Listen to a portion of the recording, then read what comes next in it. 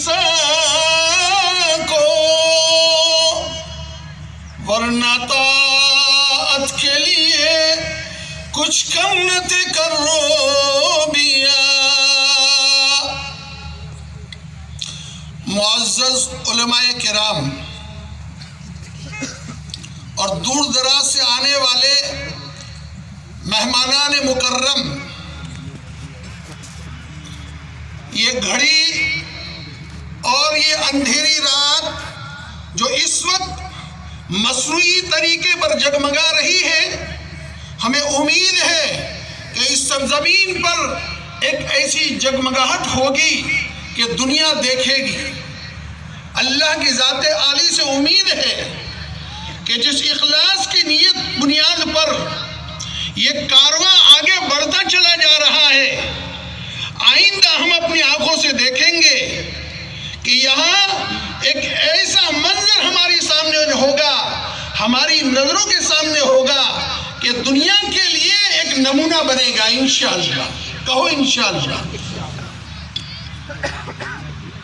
یہ ہماری مومن برادری، جس برادری پر 3 دور گزرے ہیں۔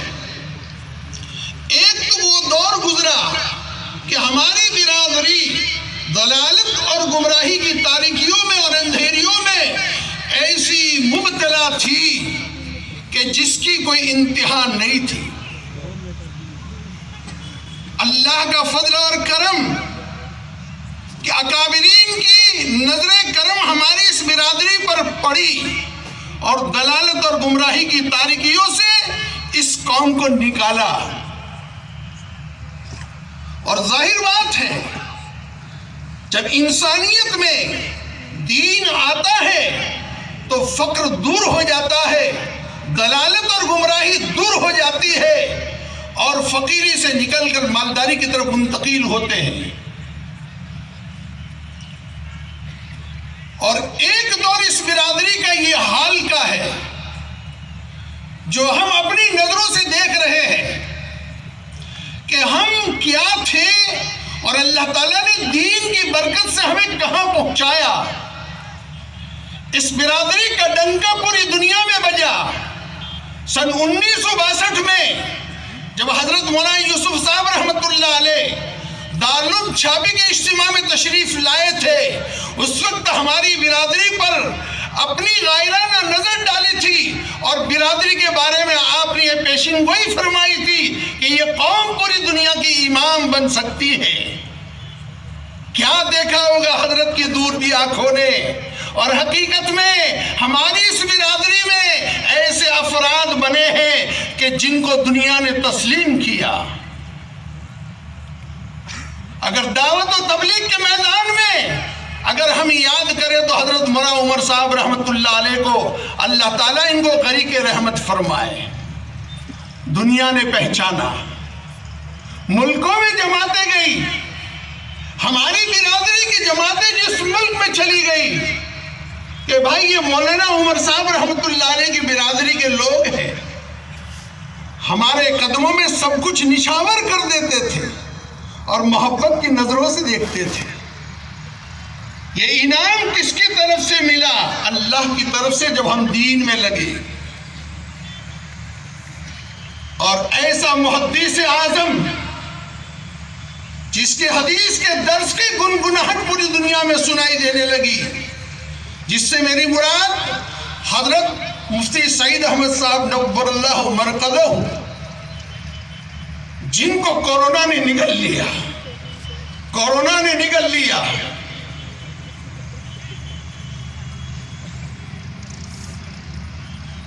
قوم کا درد میرے دل میں، میں روتے ہوئے آپ حضرات کے سامنے کہہ رہا ہوں کہ ہماری برادری کو حضرت مولانا نذیر احمد صاحب رحمت اللہ علیہ نے سنبھالا۔ حضرت کے تشریف لے جانے کے بعد حضرت مولانا اکبر میاں صاحب رحمت اللہ علیہ نے ہماری برادری کو سنبھالا۔ اس کے بعد مولانا عمر صاحب رحمت اللہ علیہ نے برادری کو سنبھالا، اور حضرت مولانا خاموش صاحب رحمت اللہ علیہ نے اس برادری کو سنبھالا۔ میرے بھائیوں، اس برادری کو ایک میدان ضرورت ہے ہمیں، ایک مخلص ساتھی کی ضرورت ہے۔ دور دور سن 1984 سے نظر ڈالتا چلا جا رہا ہوں جب سے میں نے بمبئی میں قدم رکھا، لیکن میرے بھائیوں ہمارے پاس ایسی کوئی شخصیت نہیں ہے کہ جس پر ہماری قوم متحد ہو جائے اور ہم ایک میدان میں آ کر کے دنیا کی انسانیت کے لیے نمونہ بن جائے۔ اللہ کرے کہ ہماری اس برادری میں کوئی ایسا مخلص اور درد مند پیدا ہو جائے کہ جو برادری کو ایک میدان میں جمع کر دے، جس طرح آقا نامدار سرکار دو عالم صلی اللہ علیہ وسلم نے دنیا سے پردہ فرمانے سے پہلے حجۃ الوداع کہو یا آخری آپ کا حج کہو، عرفات کے میدان میں جبل رحمت کے دامن میں اللہ کے نبی صلی اللہ علیہ وسلم نے سارے صحابہ کو جمع کر دیا۔ دنیا سے جاتے جاتے میں اپنی آنکھوں سے دیکھنا چاہتا ہوں کہ ہماری برادری ایک میدان میں جمع ہو جائے۔ پھر دیکھو اللہ تعالیٰ کی کیسی نظر کرم ہماری اس برادری پر پڑتی ہے۔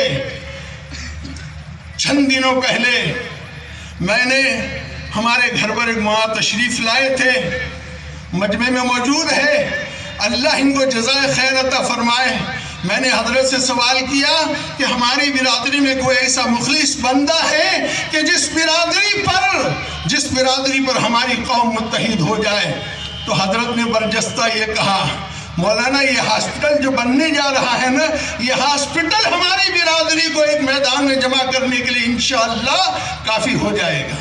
کہو انشاءاللہ۔ میرے بھائیوں میں اپنی بات کو طویل کرنے سے پہلے جو حال گزر رہا ہے اللہ نے کہاں سے کہاں پہنچایا، ضلالت اور گمراہی کی اندھیریوں سے نکال کر دین کے ماحول میں جب حضرت مولانا نذیر احمد صاحب رحمۃ اللہ علیہ نے ہم کو پہنچایا، اس کے بعد جو دنیا کے دروازے ہمارے اوپر کھلے ہیں، السابقون الاولون میں سب سے پہلے گٹھامن کے احباب بمبئی کے راستے پر چلے، یکے بعد دیگر ہمارے دوسرے دیہاتوں کے لوگ بمبئی اپنی ذریعہ معاش کے لیے پہنچے، انہوں نے پورا اپنی برادری کو ساتھ دیا۔ آج ہماری برادری کہاں سے کہاں پہنچی۔ مجھے میرا بچپن یاد ہے کہ ہمارے کپڑوں پر پیوند لگے ہوئے رہتے تھے، آپ نے بھی دیکھا ہوگا، لیکن آج ہمارے بچے اور آپ کی نسلیں کس حال میں جی رہی ہے۔ نلیوں والے مکان، نیچے پلاسٹر بھی ہم نے نہیں دیکھا تھا، لیکن آج ہماری نوجوان نسلوں نے سنگ مرمر کو دیکھا، اٹالین ماربل کو دیکھا، اور کیسے مکانوں میں اور اے سی میں ہم لوگوں نے رہنا شروع کیا۔ میرے بھائیوں، خلق خدمت کا شعبہ ہماری برادری میں آج تک خالی ہے۔ حضرت مولانا احمد علی صاحب مفسر قرآن رحمت اللہ علیہ سے ایک مرتبہ ایک ساتھی نے سوال کیا کہ حضرت قرآن کریم کا خلاصہ بیان فرمائیے، تو حضرت نے قرآن کریم کا خلاصہ 4 باتوں میں بیان فرمایا۔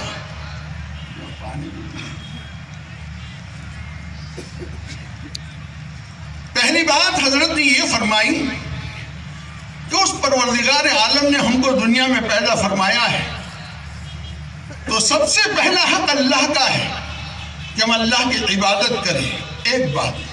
دوسری بات، حضرات انبیاء کرام علیہ السلام کی جتنی شخصیات دنیا میں مبعوث فرمائی گئی، انسانوں کے ٹھاٹھے مارتے ہوئے سمندر کو ہدایت کے راستے پر ڈالنے کے لیے ان انبیاء کرام علیہ السلام کو دل سے محبت کرے، ان کی اتباع کرے۔ 2 باتیں۔ تیسری بات، حضرت لاہوری رحمت اللہ علیہ نے یہ فرمائی کہ جتنے صحابہ کرام رضوان اللہ تعالی علیہم اجمعین جنہوں نے امام الانبیاء صلی اللہ علیہ وسلم کی صحبت میں تربیت پائی، ان سے محبت کا معاملہ کریں۔ اللہ کے نبی نے فرمایا، اصحابی کالنجوم بأیہم اقتدیتم فاہتدیتم، میرے صحابہ آسمان کی بلندی پر راتوں کی تاریکی میں چمکنے والے ستاروں کے مانند ہے، جو شخص بھی ان صحابہ میں سے کسی کے بھی چل لے گا، اللہ تبارک و تعالیٰ اس کو ہدایت کے راستے پر ڈال دے گا۔ اور چوتھی بات بیان فرمائی قرآن کریم کے خلاصے کے تعلق سے کہ اللہ کی مخلوق کے ساتھ محبت کا معاملہ کرنا، اس کی ضرورتوں میں کام آنا۔ اسی لیے تو شاعر نے کہا ہے کہ ہم نے انسانوں کو اللہ کی مخلوق کے درد کے لیے پیدا کیا ہے، ورنہ طاعت کے لیے کچھ کم نہ تھے کر رو دیا۔ عبادت کے لیے فرشتے کچھ کم نہیں تھے۔ فرشتوں کی ذات گرامی لا یعصون اللہ ما امرهم ویفعلون ما یؤمرون، ایسے فرشتے جن فرشتوں کو اللہ نے عبادت میں لگا دیا تو فرشتے ہم سے عبادت میں کچھ کم نہیں تھے۔ بندوں کے دکھ اور درد میں بھاگ لینے کے لیے، حصہ لینے کے لیے ہم کو پیدا کیا ہے۔ میرے بھائیوں، ایک اللہ کو ایک منظر دکھا دو، یہ آیا ہوا میلوں دور سے مجمع، اس ہاسپٹل جو بننے جا رہا ہے، اس کی پوری کارگزاری سامنے آئے گی۔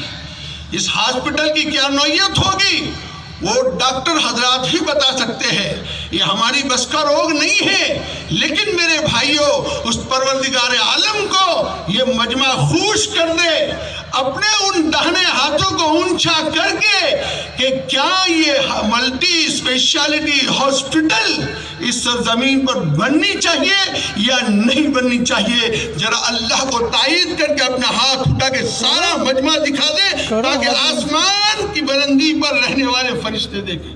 اٹھاؤ میرے بھائیوں، بوڑھے اٹھائیں گے تو ان کے بوڑھوں کے بڑھاپے پر اللہ تبارک و تعالیٰ نظر کرم فرمائیں گے۔ جزاک اللہ خیرن فی الدنیا والآخرہ۔ آپ نے ہاتھ اٹھا لیا، دل کو تسلی ہے۔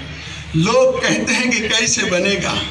میرے بھائیوں، جیسے یہ زمین اللہ کے غیبی خزانے سے ملی ہے اور ہاسپٹل کی تعمیر کے لیے بھی اللہ اپنے غیبی خزانے سے ہم سب کا کنیکشن فرما کر اسباب کے درجے میں ہم کو استعمال کر دے گا۔ کہو انشاءاللہ۔ انشاءاللہ۔ میرے بھائیوں بزرگوں، بس زیادہ کہنے کی ضرورت نہیں ہے۔ آپ حضرات دعاؤں کا خاص اہتمام کریں کہ جو کارواں اس ہاسپٹل کو لے کر کے عزم کیا ہے، اللہ ان کے اخلاص میں زیادہ سے زیادہ برکت والا معاملہ فرمائے اور اللہ تعالیٰ ان بزرگوں کو صحت عطا فرمائے۔ جیسے خادم لال پوری صاحب نے ہمارے سامنے بیان فرمایا، یہ جگہ کا اللہ کے غیبی خزانے سے مل جانا ان مخلصین احباب کی کرامت ہے۔ ان مخلصین احباب کی کرامت ہے۔ جو آدمی قبر سے ارادہ لے کر کے نکلتا ہے، اس کے پیچھے کارواں بنتا چلا جاتا ہے۔ میرے بھائیوں، اللہ نے ہمیں بیدار کیا ہے۔ آج تک ہم لوگ غفلت کی نیند سوئے ہوئے تھے، لیکن یہ کورونا کے ماحول نے ہم کو بیدار کیا ہے۔ اب غفلت کی نیند سونے سے اللہ ہماری برادر کی خصوصاً اور عموماً پوری امت مسلمہ کی حفاظت فرمائے۔ وآخر دعوانا ان الحمدللہ رب العالمین۔